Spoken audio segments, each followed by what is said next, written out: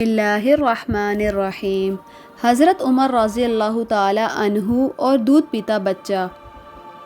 ایک مرتبہ تاجروں کا ایک قافلہ مدینہ منورہ پہنچا۔ امیر المومنین عمر بن خطاب رضی اللہ تعالی عنہ نے حضرت عبد الرحمن بن عوف رضی اللہ عنہ سے کہا، کیا آپ اس بات سے راضی ہیں کہ ہم دونوں مل کر تجارت کے غرض سے مدینہ منورہ آنے والے اس قافلے کی آج رات نگرانی کریں؟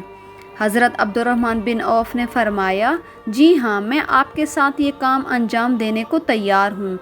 چنانچہ دونوں مل کر رات کو اس قافلے کی نگرانی کرنے لگے اور باری باری نمازیں بھی پڑھتے تھے۔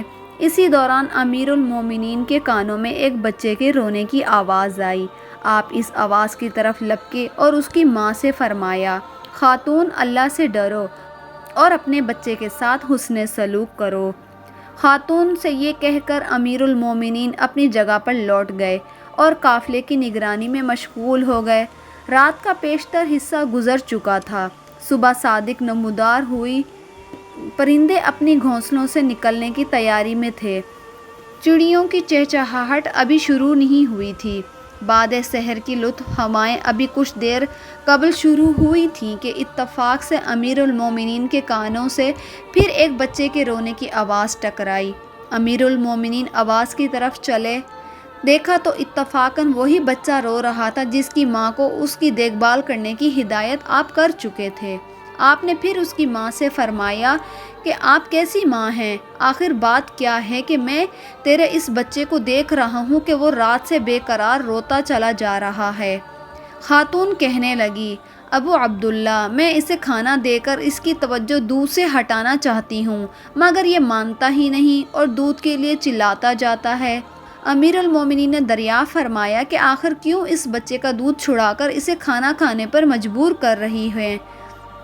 خاتون کہنے لگی، بات دراصل یہ ہے کہ عمر صرف اسی بچے کا وظیفہ مقرر کرتے ہیں جو دودھ چھڑا چکا ہوتا ہے، اس لیے میں چاہتی ہوں کہ میں جلدی سے اپنے بچے کا بھی دودھ چھڑا دوں تاکہ اس کا بھی وظیفہ مقرر ہو جائے۔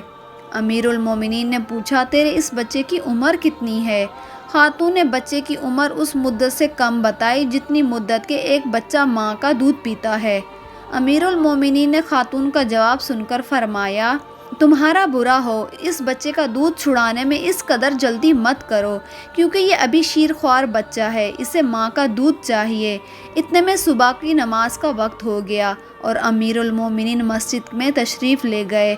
نماز فجر آپ نے ہی پڑھائی۔ دوران نماز آپ اتنا روئے کہ آپ کی ہچکی بند ہو گئی اور آپ کی آہوازاری سے مقتدیوں کے لیے آپ کی آواز کو پہچاننا مشکل ہو گیا۔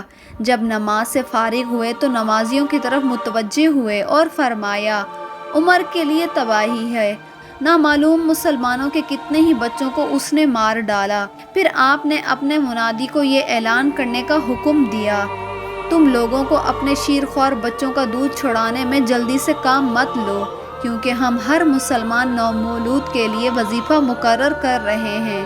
چنانچہ اس حکم کو پورے ملک نافذ کر دیا گیا اور ہر جگہ منادی بھیج کر اس حکم سے مسلمانوں کو آگاہ کر دیا۔